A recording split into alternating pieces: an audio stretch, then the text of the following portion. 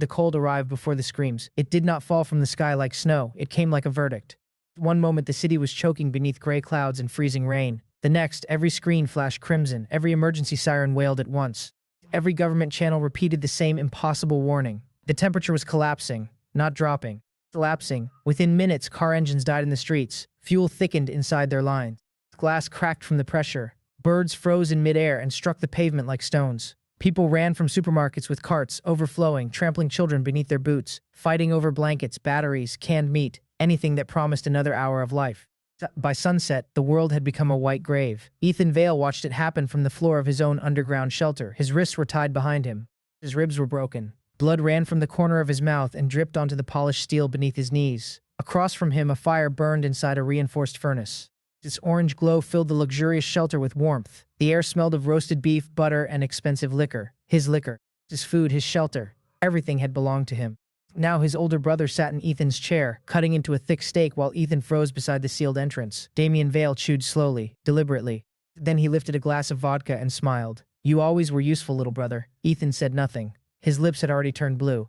The heating vents above him had been shut off. A thin layer of frost crept across his hair. Every breath tore through his lungs like shattered glass. Damien leaned back, enjoying the heat that Ethan had paid for. Behind him stood the others. Ethan's fiancée, Vanessa.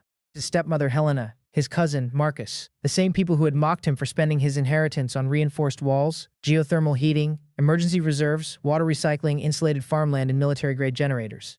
They had called him paranoid. They had laughed when he sold his shares. They had told everyone he had lost his mind. And the world froze, and they came to him crying. Ethan had opened the door. That had been his first mistake. Vanessa stepped forward, wrapped in a fur coat stolen from Ethan's private quarters. Her cheeks were warm. Skin was clean. Her eyes held no guilt, only disgust. "You should stop staring at me like that." Ethan slowly raised his head.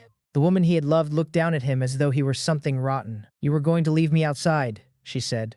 It was a lie. They both knew it. Ethan had driven through a blizzard to save her. He had dragged her unconscious body through frozen streets. He had carried her into the shelter while his fingers split open from the cold. Vanessa crouched beside him.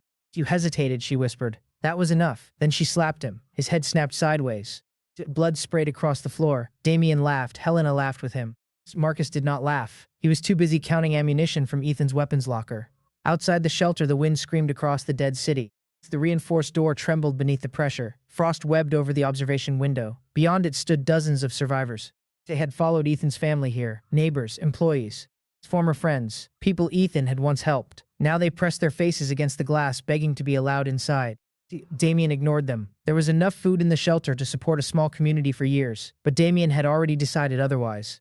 More people meant less comfort, less vodka, less meat, less control, so he had sealed the door. He had left them outside to freeze. And he had blamed Ethan. "They think you refused them," Damien said. "I told them you designed this place for yourself. You told them you wanted to watch everyone die." Ethan's gaze shifted toward the observation window. A woman outside struck the glass with both fists. Her fingers were black. A frozen child hung limp in her arms. Her mouth formed a curse. Ethan could not hear it through the armored door. He did not need to. Damien rose and walked toward him. The blade in his hand was silver. Clean sharp, Ethan recognized it. A carving knife from his kitchen. Damien pressed the edge beneath Ethan's chin. "You built a magnificent fortress," he said. "Damien, you were never strong enough to keep it." Ethan finally smiled. It was weak, blood-stained. But it was a smile. Damien's expression hardened. "What is so funny?" Ethan looked at Vanessa. Then Helena, then Marcus. He memorized their faces. The warmth in their cheeks, the arrogance in their eyes, the smug relief of parasites who believed the host was already dead. "I was wondering," Ethan whispered, "which one of you will eat the others first?" Silence. Vanessa frowned. Helena's smile vanished. Marcus stopped counting bullets. Damien pushed the knife harder against Ethan's throat. "You still think you are better than us?" "No." Ethan's eyes became calm. "Empty. I think you are exactly what you have always been." Damien's face twisted. The knife moved. Pain exploded across Ethan's throat. Warm blood poured down his chest. He collapsed onto the frozen floor. The last thing he saw was Damien raising Ethan's vodka glass in celebration. The last thing he heard was Vanessa's voice. "Throw him outside. I do not want his corpse near the food." Then darkness swallowed everything. Ethan opened his eyes. Warm sunlight touched his face. For several seconds he did not move. He lay beneath soft linen sheets, listening to the hum of an air conditioner and the distant growl of traffic. No screaming wind. No cracking metal, no frost, no blood filling his lung. He lifted one hand. The skin was whole. His fingers were warm. His wrists were unbound. Ethan sat up. The bedroom was familiar. Floor-to-ceiling windows, dark wooden walls. A half-finished bottle of water beside the bed. His apartment, before the freeze. His gaze moved to the digital clock.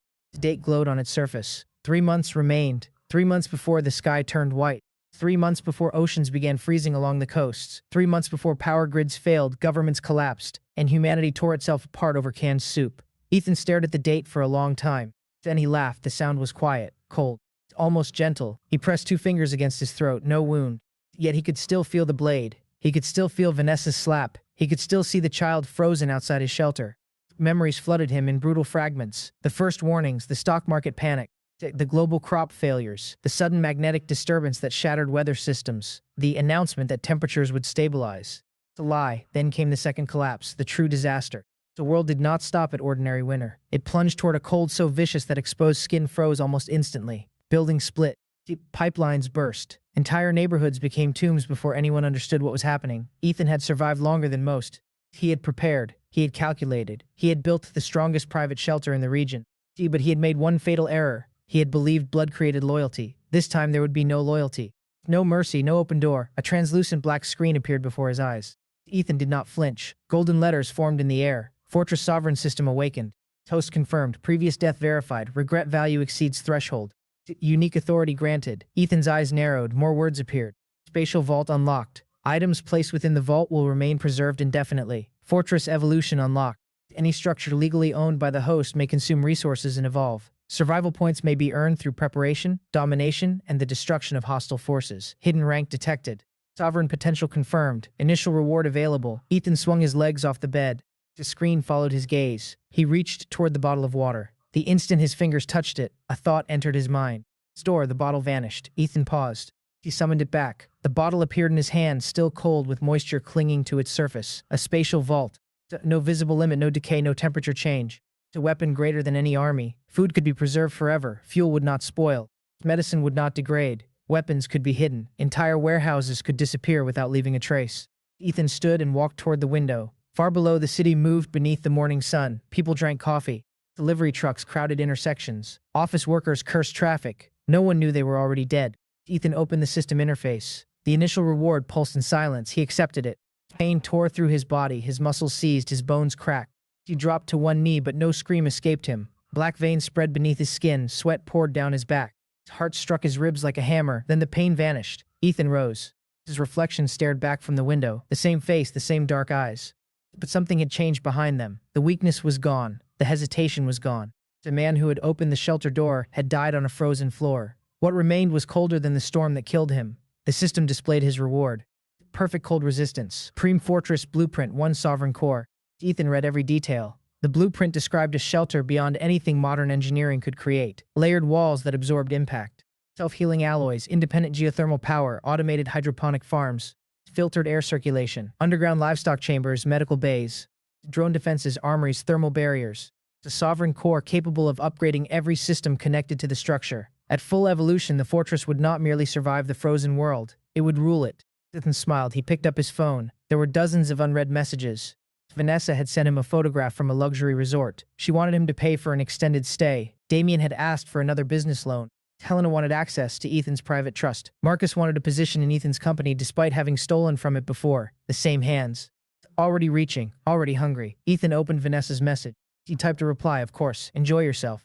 Stay as long as you like. She answered almost immediately with a heart. Ethan deleted the conversation.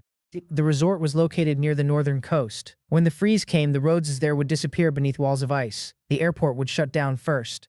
The power would fail next. Vanessa would have a beautiful view when the ocean turned solid. He called Damien.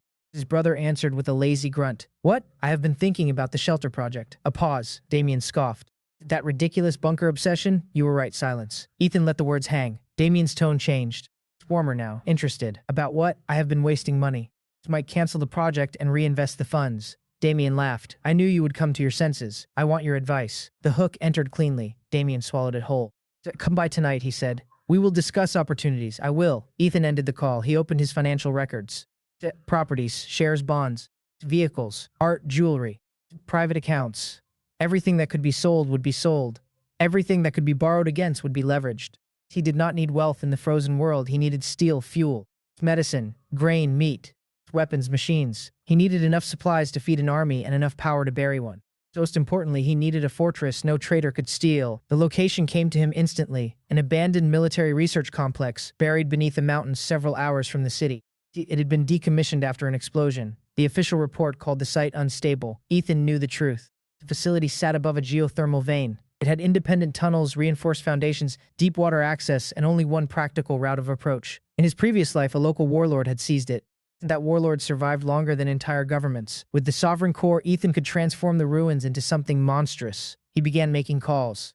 A broker answered first, then an attorney, then a private logistics company, then a demolition contractor, willing to work without questions. By noon, Ethan had created shell companies across several jurisdictions. By evening, he had secured an option to purchase the mountain complex. By midnight, he had prepared the sale of nearly every visible asset he owned. He worked without rest, no excitement, no panic, only calculation. Every shipment would arrive through different companies.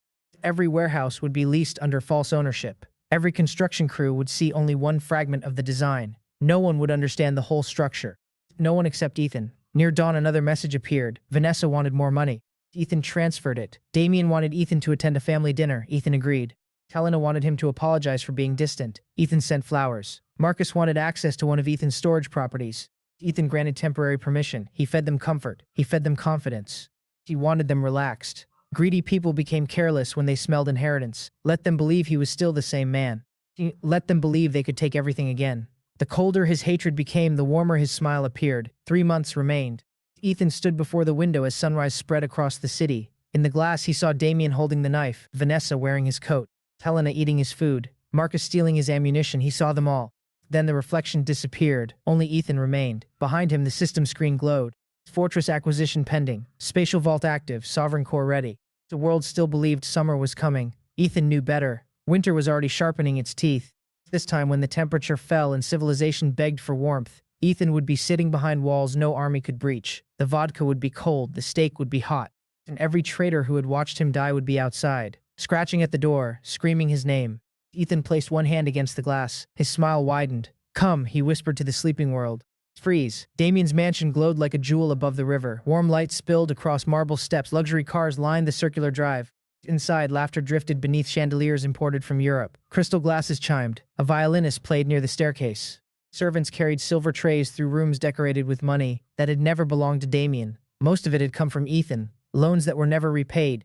Investments that quietly vanished. Emergency funds Helena had begged for with tears in her eyes, only to spend them on jewelry and private clubs. In his previous life, Ethan had called it family. Now he called it inventory. Every liar had a price. Every parasite had a pattern. Every traitor could be led by the stomach. Ethan entered wearing a dark suit and a mild smile. Damien saw him first.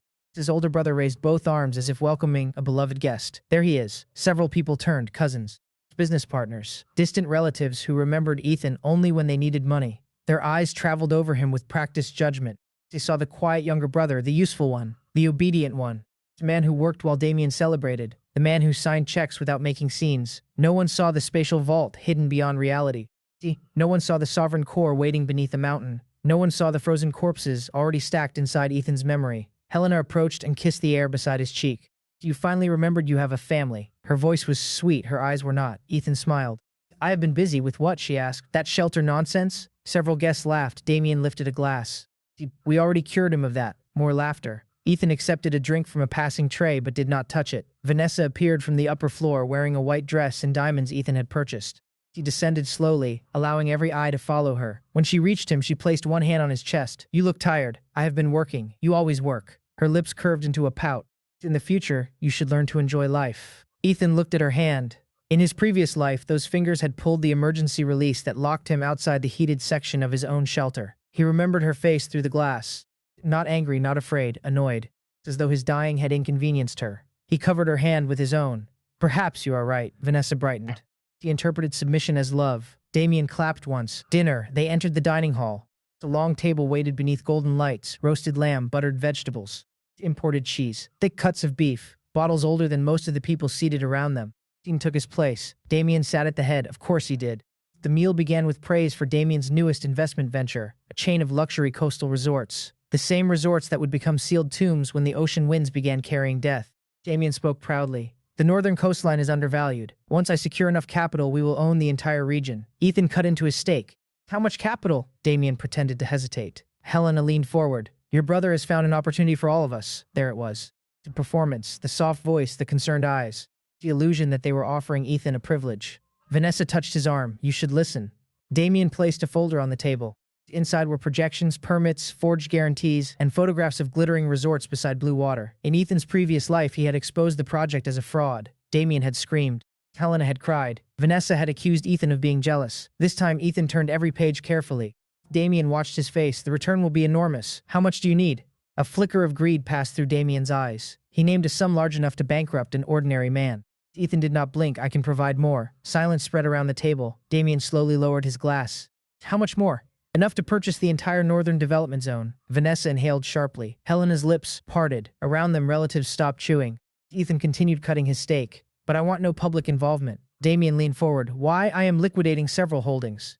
Publicly, it may look as though I am retreating from business. I would prefer the funds to appear under your control. Damien stared at him. Then he smiled. The fool thought heaven had opened. He did not ask why. Greed rarely asked questions when the answer looked like gold. Helena reached across the table and squeezed Ethan's hand. This is what family should be. Ethan almost laughed. Instead, he raised his glass. To family, everyone drank. They did not notice that Ethan's glass remained full. By the end of dinner, Damien had agreed to take control of the coastal acquisitions. Marcus had volunteered to supervise construction. Vanessa had suggested they move into the largest resort before opening. Helena had already chosen which wing she wanted. Ethan encouraged every idea. He signed nothing that could lead back to him. He transferred no money directly. Instead, he arranged loans through companies that would collapse before the freeze, leaving Damien as the visible owner of an empire built on debt. An empire placed directly in the path of the first superstorm. Before leaving, Damien embraced him. You finally understand. Ethan returned the embrace. Over Damien's shoulder, he looked at the family portraits lining the wall. In one photograph, Ethan stood at the edge while Damien occupied the center. Even as children, they had arranged the truth clearly. Damien believed the world existed to frame him. Ethan whispered near his ear. I understand perfectly. Then he walked into the night. The smile vanished the instant the mansion doors closed. A black vehicle waited at the curb. Ethan entered. The driver asked no questions. Several hours later, city lights disappeared behind them. Forests swallowed the road. The temperature outside remained mild, but Ethan could already imagine the trees encased in ice, their trunks exploding from the cold. Near dawn, the mountain emerged. Dark, massive, silent. A rusted military gate blocked the road. Beyond it, abandoned buildings crouched beneath pine trees. Concrete walls were stained by weather. Observation towers leaned at unnatural angles. Old warning signs hung from broken fences. The broker who had arranged the sale waited beside a portable heater. He looked nervous. This place has structural problems. I know. There was an accident underground. I know. Some areas are sealed. I know. The broker rubbed his hands together. You still want it? Ethan looked toward the mountain. He could feel the sovereign core inside his spatial vault. It pulsed like a second heart. Yes. The transfer completed before noon. The moment Ethan became the legal owner, the system awakened. Structure detected. Military foundation confirmed. Geothermal potential confirmed. Fortress evolution available. Ethan placed one hand against the cracked concrete wall. Again, the sovereign core emerged from the vault. It appeared as a black sphere covered in thin golden lines. The broker stumbled backward. What is that? Ethan glanced at the driver. The driver moved instantly. A needle entered the broker's neck. He collapsed without a sound. Ethan had no intention of killing him, not yet. The broker would wake far from the mountain with several hours missing from his memory and enough money to discourage curiosity. The sphere sank into the wall. The mountain trembled. Dust poured from broken windows. Deep underground, ancient machines groaned awake. Golden light spread through cracks in the concrete like molten veins. System unfolded before Ethan. Basic fortress integration complete. Required resources detected. Steel, concrete, copper. Insulation, fuel, food. Medical stock, weapons, biological reserves. Energy storage. Each category expanded into endless lists. Ethan read them all. Then he began feeding the mountain. The first shipment arrived that evening. Industrial steel purchased from 3 bankrupt factories. Trucks rolled through the gate one after another. Workers unloaded beams, plates, cables, pipes, and machinery. The moment they left, Ethan stored everything inside the spatial vault. Then he stood before the sovereign core and released the materials. The mountain consumed them. Walls thickened. Cracks sealed, rust vanished. Hidden support columns grew beneath the earth. The old tunnels widened and reinforced themselves. The next shipment brought high-density insulation, then generators. Geothermal drills, then batteries, then water filters. Medical equipment, then laboratory refrigerators, surgical tools, antibiotics, anesthetics, blood bags, and sterilization systems. Every day, Ethan bought more. Every night, the fortress changed. Construction crews believed they were renovating separate sections. None remained long enough to see the whole. One team reinforced an entrance, another repaired ventilation, another installed pipes. Another vanished from the project after receiving generous bonuses and strict contracts. Ethan rotated them constantly. The true work happened after they left. Sovereign Core devoured raw materials and rebuilt the base from within. Concrete became layered composite armor. Ordinary doors became pressure-sealed barriers. Ventilation shafts gained filters capable of blocking poison, ash, disease, and frozen air. The geothermal system drilled deeper. Heat rose from the earth. Power flowed into the mountain. Ethan watched his survival points increase. Every completed defense added more. Every stored resource added more. Every future death prevented by preparation fed the system. He spent the points without hesitation. Expanded spatial vault. Improved structural regeneration. Automated defense network. Environmental control. Thermal concealment. Emergency lockdown. The fortress became invisible to ordinary surveillance. From the outside, it remained a decaying military ruin. Inside, polished black corridors stretched through the mountain. Lights activated beneath Ethan's footsteps. Warm air flowed silently, no dust. No rust, no weakness, only control. Food came next. Ethan purchased entire warehouses of rice, wheat, beans, salt, sugar, flour, cooking oil, powdered milk, dried fruit, spices, canned vegetables, coffee, tea, and chocolate. He bought frozen meat by the ton. Beef, pork, chicken, lamb, fish, shellfish. Every package disappeared into the spatial vault the moment it entered his warehouses. Time did not touch the food there. A steak stored fresh would remain fresh forever. A bowl of soup could be placed inside steaming and returned years later at the same temperature. Ethan tested it repeatedly. No spoilage. No loss, no limit he could discover. He bought vodka. Not bottles, crates, then barrels. And the remaining stock of several premium distilleries through anonymous buyers. He added whiskey, wine, brandy, clean water, mineral water, juice, and medical alcohol. The vault swallowed it all. Next came livestock. The fortress gained underground agricultural chambers lit by artificial suns. Ethan acquired breeding stock through agricultural companies. Cattle, pigs, chickens, goats, fish, eggs, seeds from thousands of crop varieties, fruit trees, medicinal plants, mushroom cultures. The sovereign core created controlled ecosystems. Warm soil filled enormous chambers. Water moved through silent channels. Automated machines planted, monitored, harvested, cleaned, and stored. Within weeks, green fields grew beneath the mountain. Wheat moved in artificial wind. Tomato vines climbed steel frames. Strawberries ripened beneath perfect light. The smell of fresh earth filled the lower levels. Ethan walked through the crops alone. In his previous life, survivors had murdered each other over moldy bread. Here, lettuce grew in neat rows. Here, cattle slept in heated stalls. Here, water flowed without fear of freezing. The contrast felt almost obscene. He enjoyed it. Weapons followed, civilian rifles. Hunting ammunition, protective armor, crossbows. Tools that required no fuel. Then restricted equipment acquired through former military contacts, private security contractors, and criminal brokers who believed Ethan was preparing for a regional conflict. He never explained. Money erased suspicion. The spatial vault erased evidence. The fortress gained armories. Firing ranges, drone bays, automated turrets hidden inside rock. Non-lethal traps, tunnel charges, gas suppression, remote barricades. The mountain became a sleeping beast, and Ethan kept feeding it. Meanwhile, Damien drowned in praise. Photographs appeared across social media. Damien standing beside coastal property. Damien shaking hands with officials. Damien announcing a coming era of luxury. Vanessa posed on balconies above the sea. Helena gave interviews about the family legacy. Marcus bullied workers and stole building materials. She believed Ethan had handed them a kingdom. He had. A kingdom of glass built at the edge of the apocalypse. The coastal land held a secret. Beneath the resorts ran an unstable shelf of frozen methane deposits. In Ethan's previous life, the first atmospheric collapse ruptured the shelf. A violent release poisoned the air and shattered the coast. The sea surged inland before freezing. Every building in the region became trapped beneath toxic ice. The people inside did not freeze quickly. They suffocated slowly. Damien's flagship resort stood directly above the largest deposit. Ethan had made sure of it. He even encouraged Damien to reinforce the underground parking structure, sealing the lower levels more tightly.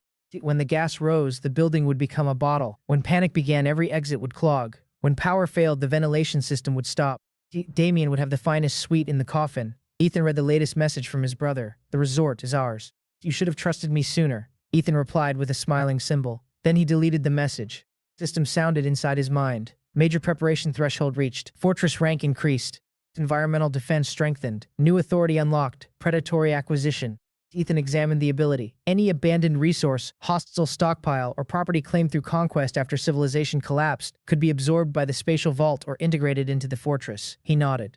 Useful. The world would soon become an open warehouse, hospitals, factories, military depots, fuel reserve, research centers. The dead would leave everything behind. Ethan intended to collect it. He entered the central chamber. The sovereign core floated above a circular platform. Around it, screens displayed every level of the fortress. Residential suites, kitchens, cold storage, medical wards, hydroponic farms, livestock chambers, power stations, water reserves, armories, command rooms, training halls, libraries, workshops, entertainment rooms, a wine cellar, a private dining room with a panoramic reinforced window facing an underground garden. Ethan had included one unnecessary luxury, a stone fireplace. It's not because he needed it, The fortress could maintain perfect warmth without flame. He wanted the fire for memory. He wanted to sit beside it while the world outside died. He wanted the crackle of burning wood beneath the sound of desperate voices over the external speakers. A system warning appeared. Atmospheric anomaly detected. Projected collapse accelerated. Ethan's eyes sharpened. The timeline had changed, not by much, but enough. The first lethal cold wave would arrive earlier than before. The public still knew nothing. Weather agencies spoke of irregular pressure. Officials promised a mild seasonal transition. News anchors joked about unusual frost in distant regions. Ethan opened a satellite feed. The white mass covered the northern horizon. It moved like a living thing. Cities in its path had less time than they believed. So did he. Ethan increased purchases. He bought fuel until suppliers complained. He bought medicine until hospital distributors raised alarms. He bought batteries, blankets, boots, thermal suits, tools, spare parts, soap, toothpaste, paper, books, seeds, vitamins, animal feed, and every ordinary object people would soon kill to possess. He stored luxury as carefully as necessity. Films, games, paintings, kitchen equipment, gym machines, leather chairs, sigars, fresh flowers sealed in the vault at the moment of blooming. Survival without comfort was merely a slower form of death. Ethan had no intention of existing like a frightened animal. He would eat well, sleep well, train, read, drink, watch, rule. His phone rang. Vanessa, he answered. Her voice trembled softly. Ethan, Damien says you are selling your city apartment. I am. Where will you live? I purchased a smaller place. She hesitated. You should have told me. Would it matter? Of course, a lie. She wanted to know whether his remaining wealth was disappearing beyond her reach. Ethan softened his voice. I have transferred most of my liquid assets into Damien's project. Silence. Then warmth returned instantly. You did the right thing. I thought you would approve. I do. I am proud of you. Ethan looked around the command center. Steel doors, golden screens, enough food for decades. Enough heat to defy winter itself. Stay at the resort, he said. Enjoy the coast. Vanessa laughed. Sounds strange. I am tired, then rest. I will. He ended the call. Outside the mountain, the first snowflake fell. It landed on the rusted gate and melted.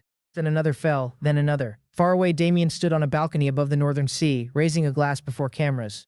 Vanessa smiled beside him. Helena waved. Marcus shouted at workers below.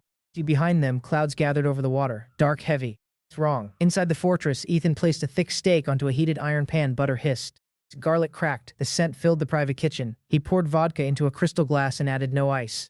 He did not need ice. Soon the world would provide more than enough. The system displayed the final countdown to the first collapse. Ethan sat before the fire. He cut into the steak, perfectly red at the center. Outside, snow began covering the mountain road. Inside, warmth wrapped around him like a throne. He lifted the glass toward the security screen, where the storm advanced across the horizon. The poison cup, he murmured. Damien believed he had stolen a fortune. Vanessa believed she had chosen the winning side. Helena believed the family had finally placed Ethan beneath its heel. Marcus believed the coastal empire would make him untouchable. They had taken the bait. They had swallowed it smiling. Now all Ethan needed to do was wait for the world to squeeze their throats. He drank. Vodka burned pleasantly. Then the first emergency alert appeared across every public channel. Unprecedented temperature decline detected. Citizens advised to remain indoors. Ethan smiled. The warning had come too late.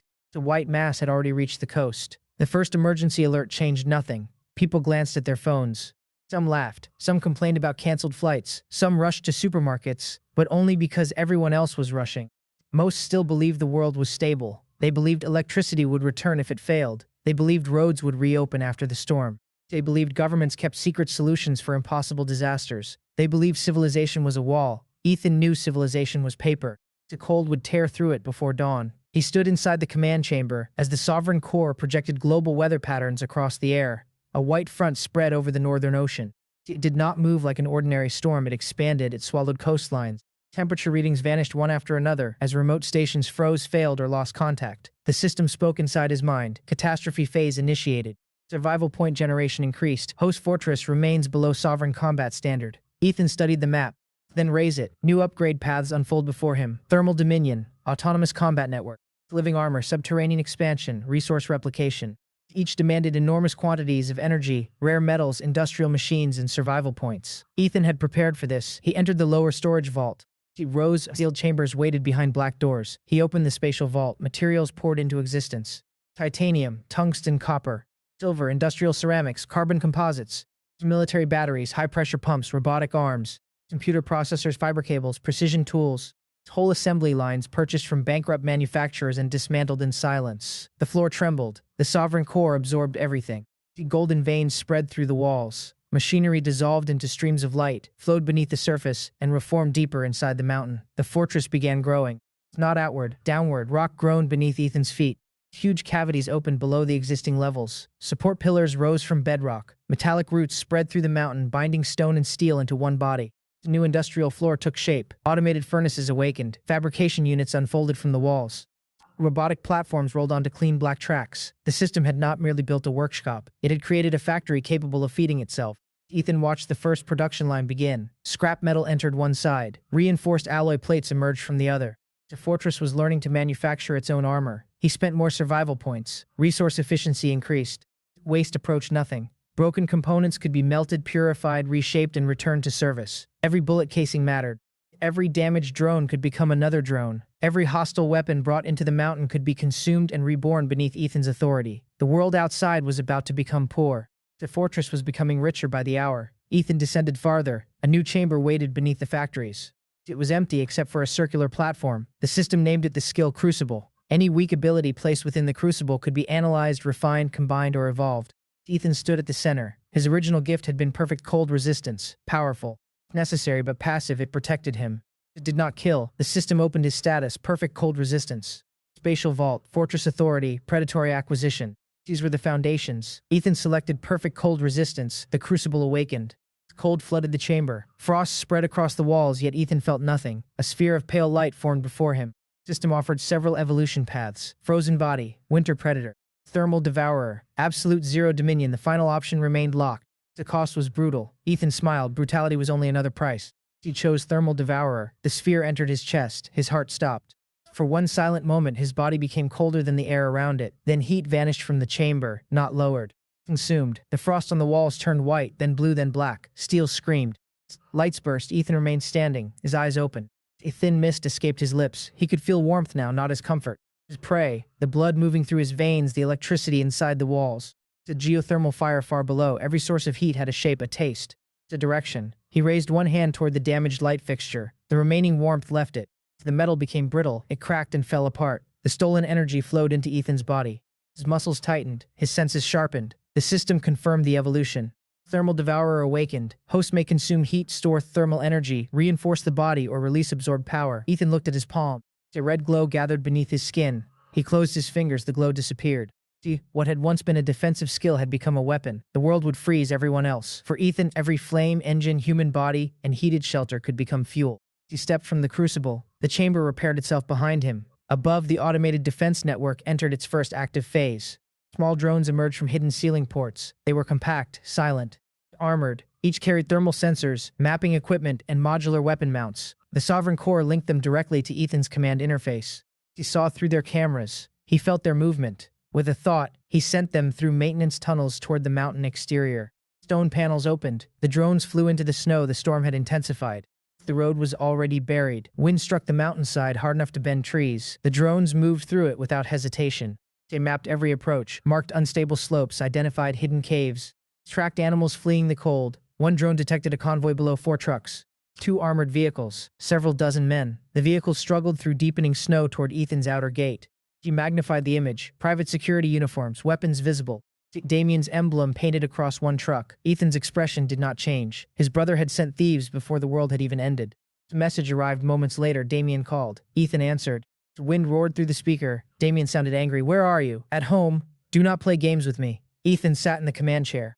It happened. The coastal weather is getting worse. Power is unstable. Marcus says the roads may close. That sounds inconvenient. Inconvenient. Damien lowered his voice. I need the backup generators you purchased. They are installed. At the mountain property. Yes, move them to the resort. Ethan looked at the convoy approaching his gate. I cannot. Damien's breathing hardened. You cannot. The roads are unsafe. I already sent men, so I see. Silence. Damien stopped pretending. That equipment belongs to the family. No, you paid for it with money that should have gone into our project. Our project? You know what I mean. Ethan smiled. Damien always revealed his true face the moment obedience became uncertain. The soft tone vanished. The brotherly concern vanished. Only ownership remained. Damien believed Ethan's wealth, labor, property, and life existed for him to spend. Tell your men to turn around, Ethan said. Damien laughed once. Coldly, they will take what we need. Ethan looked at the drone feed. The convoy stopped before the rusted military gate. Men climbed out. They carried rifles, cutting equipment, portable charges, and fuel cans. Marcus stepped from the lead vehicle. He wore a white coat worth more than any worker beneath him earned in a year. He pointed toward the gate and shouted. The men moved. Damien remained on the call. Do not make this ugly. Ethan leaned back. You brought armed men to my property. I brought family employees to recover family assets, then recover them. Damien paused. He expected fear. He heard none. What are you planning? Ethan ended the call. Outside, Marcus approached the gate. He struck the rusted metal with one gloved hand. Open it, no answer. He looked toward the old security camera. We know you are inside, Ethan. The wind tore at his coat. Behind him, workers prepared the cutting tools. Marcus grinned. You always make everything difficult. The gate opened, not slowly. Instantly, the men froze. Beyond it, the road led into darkness. No guards, no visible defenses, no resistance. Marcus laughed. See? He turned toward the convoy. He is still a coward. The men drove through. The gate closed behind them. Deep inside the mountain, Ethan watched every wheel off the boundary. The system marked the convoy hostile. Predatory acquisition activated. Ownership claim available upon neutralization. Ethan gave no attack order. Not yet. He wanted information. The convoy passed the abandoned surface structures and entered the old vehicle tunnel. The rusted entrance appeared unchanged. Inside, hidden scanners read every weapon, tool, battery, communication device, and human heartbeat. Marcus continued shouting insults into the dark. And stop hiding. The tunnel lights activated one by one. Dim yellow bulbs led the convoy deeper. The men relaxed. That was the purpose. The fortress guided them toward an empty loading bay far from critical systems. When the final truck entered, the doors sealed. Steel barriers dropped behind them. The lights turned white. Walls of decayed concrete peeled apart. Black armor appeared beneath. Turrets unfolded from the ceiling. Drones emerged from hidden ports. Every rifle pointed upward as the system jammed the men's weapons. Triggers locked, magazines ejected. Communication devices died. Marcus stared around him. His grin vanished. What is this? Ethan's voice came through the chamber speakers. Family property. Marcus spun in place. Show yourself. No, you think machines make you powerful? Ethan watched him through countless cameras. Marcus had said something similar in the previous life, after stealing ammunition from Ethan's locker. He had mocked Ethan for relying on preparation. Then, during the final week, Marcus had murdered 2 wounded survivors to protect that stolen ammunition. He had died with a gun in his hand and no bullets left. Ethan had no need to kill him now. Marcus still had work to do. He needed to return to Damien. He needed to describe the fortress badly. He needed to lie. Proud men always lied when truth made them look weak. The doors opened behind the convoy. The turrets withdrew. Weapons remained disabled. Ethan spoke again. Leave. Marcus's face turned red. You dragged us in here to scare us? You entered willingly. I will bring more men. Bring everyone. Marcus looked toward the ceiling. For an instant, fear entered his eyes, then arrogance buried it. He climbed into the armored vehicle and ordered the convoy out. The fortress allowed them to leave. The moment they crossed the outdoor gate, every generator, fuel drum, weapon case, battery pack, and crate they carried vanished. Predatory acquisition swallowed the hostile supplies. The vehicle stopped. Engines dead. Fuel gone, men shouted. Marcus opened the rear truck. Empty. Every valuable object had disappeared. Even the cutting tools were gone. Only clothing remained. The fortress had stripped them without touching their bodies. Marcus screamed Ethan's name into the storm. Ethan muted the feed. The newly acquired materials appeared inside the industrial vault. The fortress consumed them. Survival points rose. Hostile supply seizure successful. Autonomous combat authority strength. Ethan walked away from the command chamber. Marcus and the others would survive. A rescue team would reach them. Damien would hear a distorted story about hidden guards, illegal weapons, and trick doors. He would become furious, but fear would grow beneath the fury. That fear would ferment. It would make him reckless when the true crisis began. Ethan turned his attention to expansion. The fortress needed people, not many, not family. Not beggars who mistook kindness for weakness, specialists. Loyalty could not be assumed. It had to be purchased, tested, or forged through dependence. Ethan reviewed names from his previous life. Most survivors had broken quickly. Some became thieves, some became killers, some sold children for food. But a few had remained useful. Dr. Maya Chen, a trauma surgeon abandoned by hospital administrators during the first collapse. He had saved dozens with almost no medicine. Engineer Cole Mercer, a disgraced robotics expert blamed for a military drone failure caused by corrupt officials. He had built heaters from wreckage and kept an underground station alive for months. Lena Ward, a former competitive shooter who protected refugees until Damien's men stole their supplies. Each had skills, each had enemies, each had learned distrust the hard way. Ethan approached them before disaster completed their education. Maya received an anonymous offer first, a private medical research contract, unlimited funding, full authority over an underground clinic, no public reporting. She rejected it. Ethan expected that. He sent proof that her hospital intended to close the emergency wing during the coming storm while executives evacuated. Then he sent a list of equipment already waiting for her. She arrived at the mountain 2 days later. Cole required less persuasion. Ethan purchased his debt, cleared the charges against his equipment, and gave him access to the drone factory. The moment Cole saw the automated production lines, he forgot to breathe. Lena came armed. She tested every corridor, counted cameras, measured doors, asked where the exits were. Ethan showed her all of them. Then he showed her how easily each could become a trap. He accepted the position, no speeches, no promises of family, and gave them contracts, private quarters, food, authority, and rules. The rules were simple: do not betray the fortress. Do not steal from the fortress. Do not open the fortress to outsiders. Anyone who violated those rules lost everything. They believed he meant exile. Ethan did not correct them. The new residents transformed the mountain. Maya organized the medical levels. She created surgical protocols, quarantine systems, and blood storage plans. Cole rebuilt the drones into specialized units.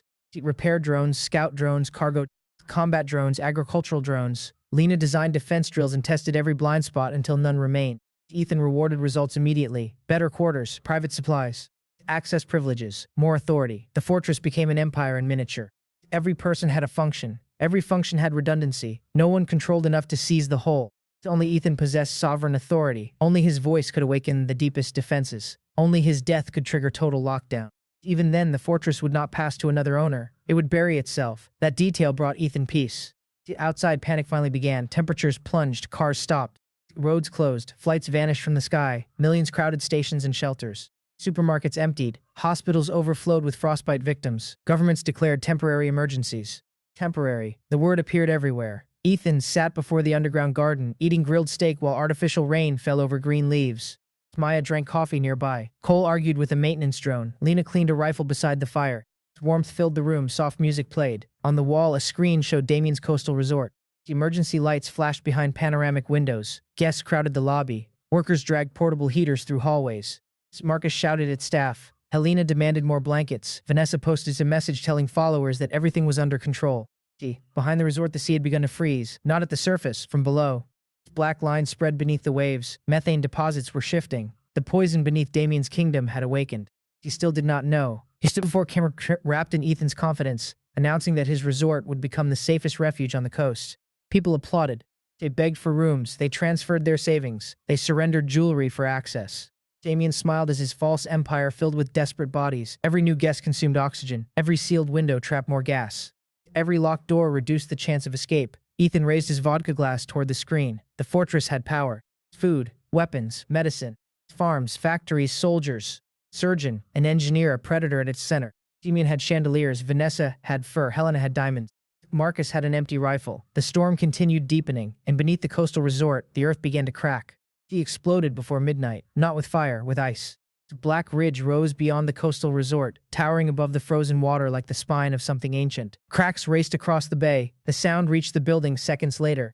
A deep grinding roar, glass trembled, chandeliers swayed. Guests stopped shouting. For one breath, the entire lobby became silent. Then the outer seawall split in half.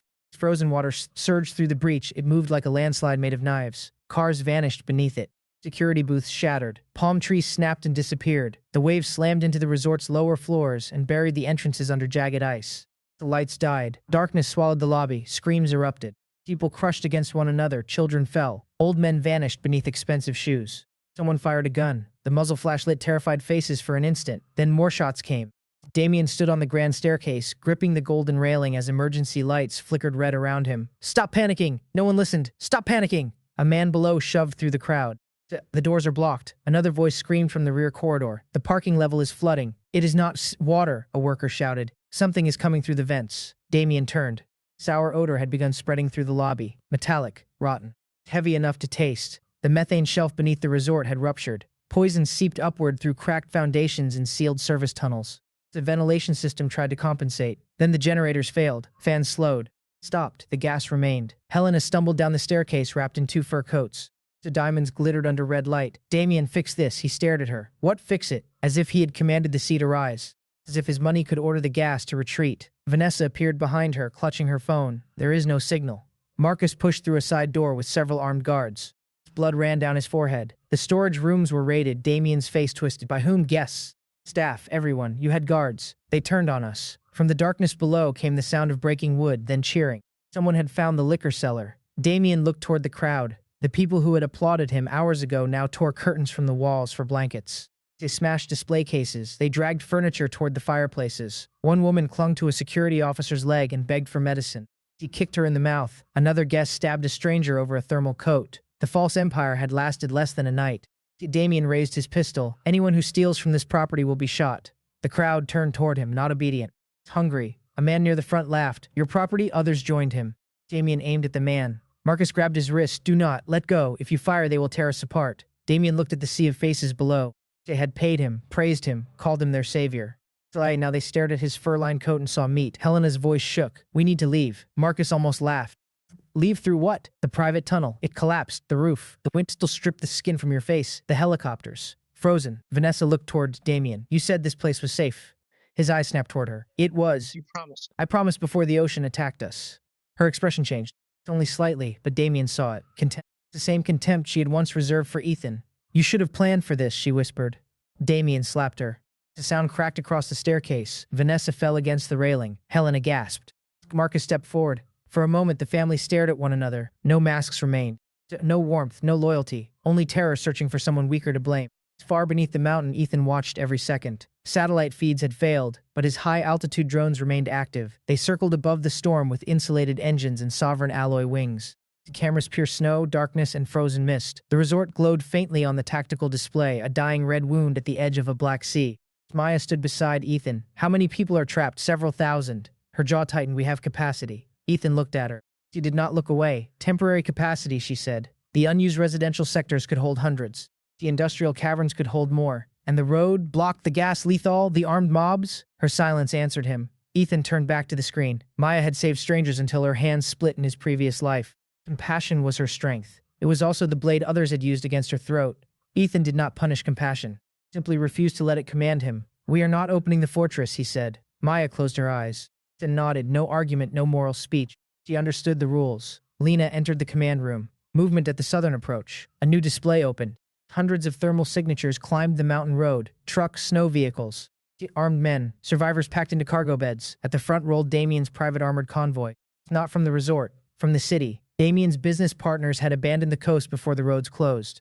They had gathered mercenaries, police deserters, private soldiers, and desperate civilians. They were coming for Ethan's fortress. Marcus had told them enough. A hidden base, working generators, food, medicine, heat. The convoy carried industrial explosives, military weapons, and drilling equipment. Cole stared at the feed. That is an army. Ethan rose from his chair. No, he fastened the black coat waiting beside the command platform.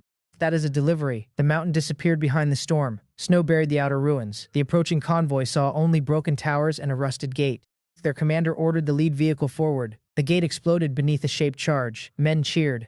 They drove through the smoke. No turrets fired. No mines detonated. No defenders appeared. Confidence spread through the convoy. They had expected resistance.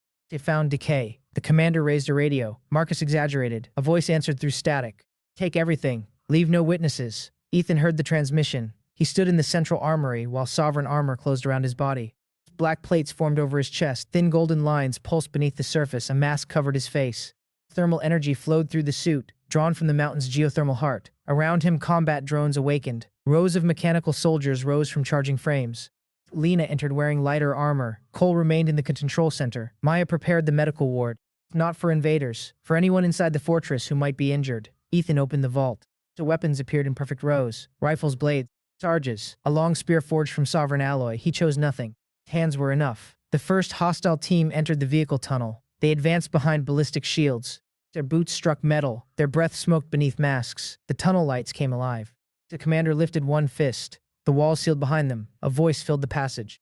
You drop your weapons. Men exchanged glances. Someone laughed. The commander fired at the nearest camera. The bullet struck black glass and flattened. Ethan appeared at the far end of the tunnel, alone. The invaders raised their rifles. The commander stared at the dark figure. Ethan Vale? Ethan walked forward. Drop your weapons. The commander grinned. You think one suit makes you immortal? No, Ethan continued walking. You made me immortal. The rifles fired. The tunnel became thunder. Bullets struck Ethan's armor. Sparks burst. Flattened metal fell around his boots. He did not slow. The commander's grin died. Explosives. A soldier threw a charge. The blast swallowed Ethan. Fire filled the tunnel. The pressure waves slammed men against walls. Smoke rolled through the corridor. The invaders cheered. Then the fire bent. Flames twisted toward the center of the smoke. They shrank. Collapsed. Vanished into Ethan's outstretched hand. He stepped from the darkness untouched. The red light glowed beneath his armor. Every soldier stopped breathing. Ethan closed his fist. The stolen heat erupted. A narrow wave crossed the tunnel. Weapons glowed. Barrels bent. Ammunition cooked inside magazines. Men screamed and dropped rifles that burned through their gloves. The second wave carried no flame. It took warmth. The tunnel froze. The breath crystallized. Armor stiffened. Knees struck the floor.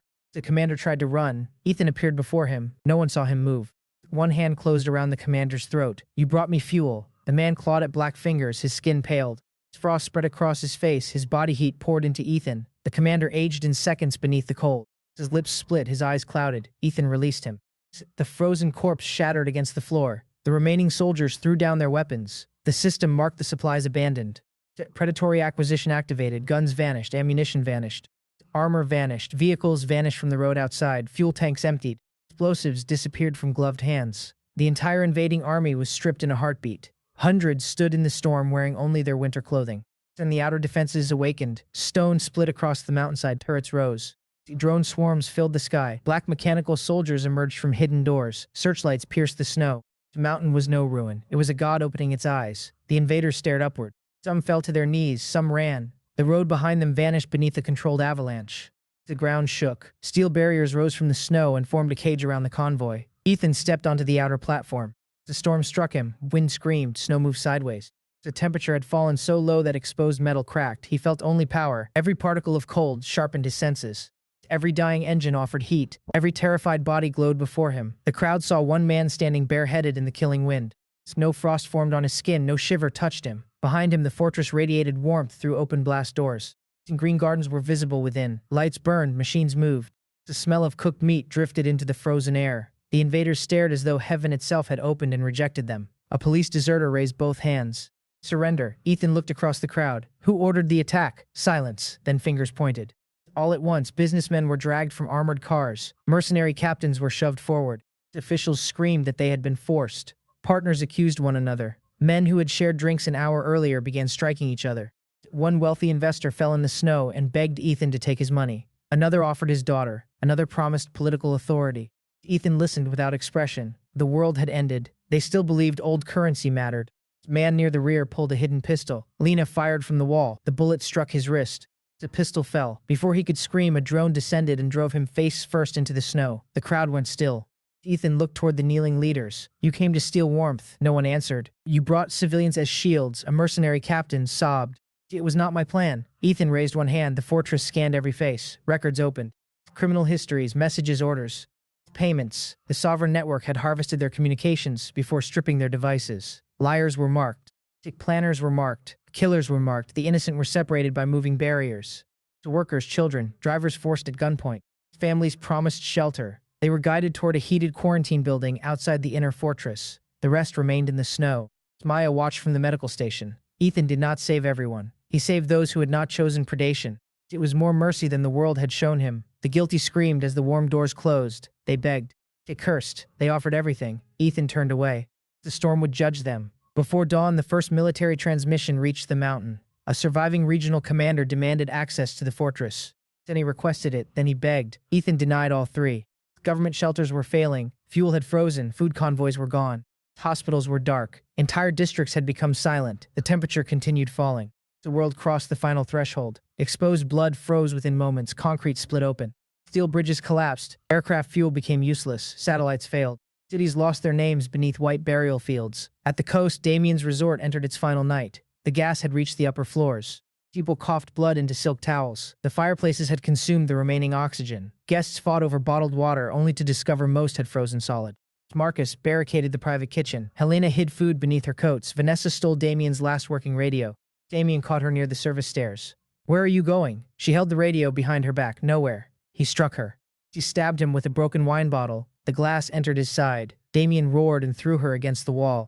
Helena screamed. Marcus opened the kitchen door and aimed an empty rifle. For several seconds, all four stared at one another. These blood, hunger, hatred. No family remained. Then a screen on the wall flickered, static cleared. A live emergency broadcast appeared. The camera showed Ethan's mountain. A reporter inside a surviving aircraft spoke with a trembling voice. The lens zoomed toward open blast doors. Warm golden light spilled across the snow. Drones flew in perfect formation. Armored machines patrolled the walls. Inside, green trees rose beneath glass. Ethan stood on the highest platform. The storm bent around him. Behind the reporter, soldiers whispered. One called him a monster. Another called him a king. Damien stared at the screen. Vanessa slid down the wall. Helena covered her mouth. Marcus lowered the useless rifle. They finally understood. The generators, the food, the mountain. The strange convoy, the calm voice Ethan had known. He had known everything, and he had given them the coast, a poisoned palace. To frozen grave, Damien began to shake, not from cold. From memory, he remembered Ethan smiling at dinner. He remembered the toast. The family, Vanessa crawled toward the screen. He can save us. Marcus laughed. The sound broke into coughing. He will not. Helena's eyes filled with tears. He has to. Damien pressed one hand against his bleeding side. On the screen, Ethan lifted a glass of vodka. A servant drone placed a steak beside him. The reporter's voice cracked. The fortress appears completely self-sufficient. Attempts to establish authority have failed. No known weapon has breached its defenses. The camera zoomed closer. Ethan looked directly into the lens. For one impossible moment, Damien felt those eyes cross the storm, the distance, and the dying world. Ethan raised the glass. His smile was small, cold, familiar. Damien dropped to his knees. Outside, the ocean shelf ruptured again. The resort foundation split. Poison surged through every vent. Lights vanished, screaming filled the dark. Inside the mountain, alarms announced the arrival of the deepest cold. The fortress did not tremble. Its walls thickened. Its geothermal heart burned brighter. Its gardens remained green. Its people ate hot food beneath soft light. Ethan cut through the steak. Juice spread across the plate. He drank. Far away, the family who had once thrown him into the cold now clawed at frozen doors and screamed his name. The world had finally seen what they had refused to see. The man they mocked was not hiding from the apocalypse. The apocalypse was hiding from him. The rescue signal reached the mountain at dawn. Weak. Broken, repeated through static until the words became almost meaningless. This is Ethan Vale. A pause. Wind screamed through the transmission. We request emergency extraction. Another pause. Then a different voice. Vanessa, Ethan, please. The command chamber remained silent. Maya stood near the medical console. Cole watched the signal strength decline. Lena leaned against the wall with folded arms. No one spoke. The transmission continued. We know you can hear us, Damien said. The resort is collapsing. There are survivors here. Ethan sat before the fire. A crystal glass rested between his fingers. Vodka caught the golden light. Beside him, a thick steak hissed on a heated stone, its surface crusted with pepper and butter. Outside, the world had become a white void. The mountain no longer appeared on ordinary maps. Snow buried the old roads. Frozen clouds pressed low against the peaks. Only the fortress towers remained visible, black against endless pale death. Damien's voice returned. You cannot leave us here. Ethan lifted the glass. He drank slowly. Then he touched the communication panel. His voice entered the storm. I can. The reply came instantly. Vanessa sobbed, not elegantly, not soft. She wailed like an animal caught beneath a trap. Ethan, thank God. Thank God. We knew you would answer. He said nothing. Words tumbled from her. We made mistakes. Everyone made mistakes. We were afraid. We did not understand what was happening. Behind her, someone screamed. Metal collapsed. A deep crack rolled through the signal. Vanessa continued faster. I always loved you. Ethan looked into the fire. In memory, she stood behind sealed glass, warm, clean, wearing his coat. He remembered the exact movement of her lips. Throw him outside. I do not want his corpse near the food. He had carried those words through death. Now they returned with perfect clarity. You always loved me, Ethan repeated. Yes. Her voice brightened with desperate hope. I was confused. Damien manipulated me. Your family turned everyone against you. Damien cursed in the background. You lying snake. Vanessa screamed back. You stabbed me. You stabbed me first. Helena shrieked at both of them to stop. Marcus began coughing. The transmission filled with chaos. Ethan waited. He slowly remembered he was listening. Silence returned. Helena spoke next. Her voice trembled beneath practiced tenderness. Ethan, my son. His eyes became colder. She had never called him that unless she wanted money. I raised you, she whispered. I fed you. I cared for you. Whatever happened between us, blood cannot be erased. Ethan cut a piece of steak. He tasted it. Perfect. Warm, tender. Behind the static, Helena began crying. We are your family. Ethan set down his fork. Family, yes. She seized the word. Family forgives. He remembered her standing beside his dying body. He remembered the fur around her shoulders. He remembered her turning away when the knife opened his throat. He remembered what she had said as his blood spread across the floor. The shelter will be cleaner without him. Ethan leaned closer to the transmitter. The shelter will be cleaner without you. Helena stopped breathing. The line became still. Damien spoke carefully. What did you say? Ethan looked at the fire. You do not remember? No answer. Interesting. His voice remained calm. You remembered my money. My generators, my food, my medicine. My fortress. He turned the glass between his fingers. But you forgot your own words, Vanessa whispered. What words? Ethan smiled. The ones you spoke while I died. The silence that followed was different, not confusion, fear. Pure and immediate. Damien forced a laugh. You are delirious. No, you were never dying. I remember the knife. Damien's breathing became rough. There was no knife. I remember the steel floor. You are insane. I remember the furnace. Damien stopped speaking. Ethan continued. I remember Marcus counting my ammunition. A choking sound came through the radio. I remember Helena eating my food. Helena began praying. I remember Vanessa wearing my coat. Vanessa's sobs became small. Ethan leaned back. And I remember you, raising my vodka while I drowned in my own blood. The signal filled with screaming static. Perhaps the storm struck the damaged antenna. Perhaps someone dropped the radio. When Damien returned, his voice had changed. The arrogance was gone. What are you? Ethan watched the flames. The man you killed. Damien whispered something that did not reach the microphone. Ethan heard movement. Then Marcus seized the radio. You knew, yes, you knew the freeze was coming. Yes, you sent us here, yes. The truth struck Marcus harder than any weapon. His breath broke into a laugh, a hollow, ruined sound. The coastal project, a grave, the underground parking, a bottle, the sealed ventilation, a lid. Marcus screamed. He cursed Ethan. He cursed Damien. He cursed the storm, the resort, the world, and every god that had failed him. Then the radio struck something hard. Vanessa picked it up. Her voice was barely audible. Please, no lies remained in that word. Only terror. Please do not do this. Ethan looked toward the outer cameras. The storm had carved frozen waves across the mountain. Black defense towers stood motionless. Warm light glowed behind armored glass. Inside the underground garden, fruit hung heavy from branches. Children rescued from the invading convoy were eating breakfast under Maya's supervision. Workers tended crops, drones carried supplies, the fortress lived. At the coast, Damien's family crawled through poison and darkness. Ethan spoke. I am doing nothing, Vanessa cried harder. You are leaving us to die. No, he lifted the glass. I left you exactly what you chose. Her breathing stopped. You chose Damien. He drank. Chose the resort. He set the glass down. You chose my death. A long broken sob came through the speaker. I was scared. So was I. I did not know. Neither did I. I loved you. You loved the door after it closed. Vanessa begged until her voice became raw. She promised obedience. She promised loyalty. She promised to spend the rest of her life serving him. She offered information, jewelry, property, names, secrets. She offered everything except the one thing she had already proven she did not possess. The soul. Ethan listened without interruption. When she finally fell silent, he said one sentence. You should stop staring at me like that, Vanessa gasped. It was the same sentence she had spoken while crouching beside his frozen body. The same disgust. Same cruelty. Now it returned through the storm, sharper than any blade. She began screaming his name. Ethan muted her channel. Helena came next. She abandoned dignity immediately. My son, please. Her voice cracked. I was weak. Damien controlled the family. I had no choice. Damien shouted from somewhere behind her. You chose every time. Helena screamed at him. You were the oldest. You were supposed to protect us. You spent everything. You stole more than I did. You pushed Ethan out first. You held him down. Their accusations struck one another like knives. Every buried crime surfaced. Every theft, every lie, every affair. To every secret account, every private hatred. The family tore itself open while Ethan listened. Marcus revealed that Damien had planned to kill Vanessa after the freeze. Vanessa revealed that Helena had forged Ethan's signature years earlier. Helena revealed that Marcus had sold family records to a rival company. Damien revealed that he had never intended to share the coastal empire. They screamed until no illusion remained. Blood had never bound them. Greed had. Now there was nothing left to divide. Marcus attacked Damien. The radio captured grunts, impacts, and a wet choking sound. Helena shrieked. Vanessa begged them to stop. Then a gunshot thundered through the transmission. Silence followed. A body fell. Someone began laughing. Damien, breathless. Unsteady. I shot him. Helena wailed. You killed Marcus. He came at me. He was your cousin. He was dead already. The words hung in the static. Ethan remembered Damien saying the same thing about him. He was dead already. An excuse spoken before betrayal. Sentence used to clean blood from guilty hands. Damien picked up the radio. Ethan. His voice shook. Listen to me. I am listening. I can be useful. Ethan smiled faintly. The proud older brother had finally reached the final stage.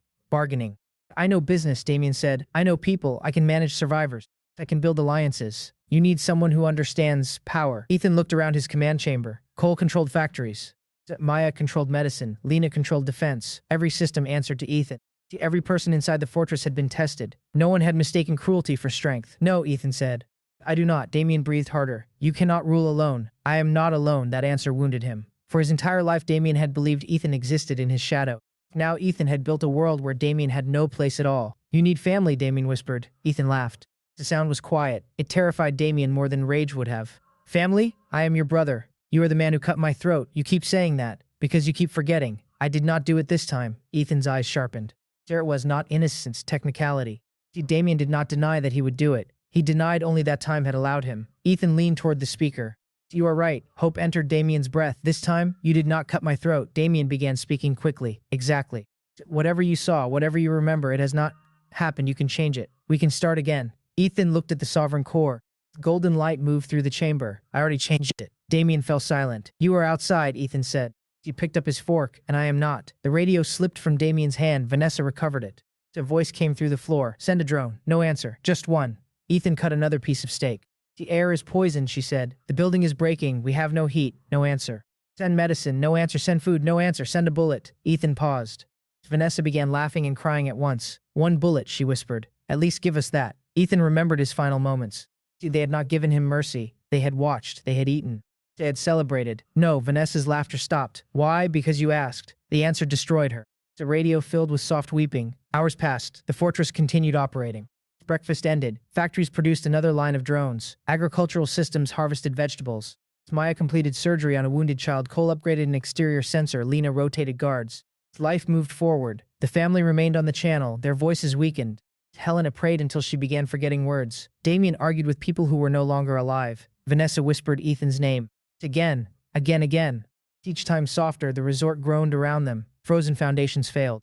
Methane accumulated. The upper floors tilted toward the sea. At midday, Damien found one final reserve. A private case of liquor. Ethan heard glass break. Damien drank. Then laughed. You always hated that I was first. Ethan activated the speaker. No, Damien coughed. You wanted my place. No. You wanted Mother to love you. No. You wanted Vanessa. Ethan watched snow strike the armored window. No. Damien's laughter faded. Then what did you want? Ethan answered without hesitation. What was mine? Silence. Damien finally understood. Ethan had never wanted his chair, his praise, his woman, his status. He had wanted only the right to live without being consumed by them. They had been unable to grant even that. A deep crack split the resort. The radio transmission distorted. Helena screamed. Vanessa cried out. Damien shouted orders no one obeyed. Through the drone feed, Ethan watched the largest section of the resort sink. Floors folded. Glass towers broke. A cloud of frozen gas burst upward. The building leaned over the black ice.